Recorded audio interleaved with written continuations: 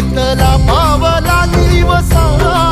टाळ घोषातून साध येते तुझी धावते वैष्णवाला दिशा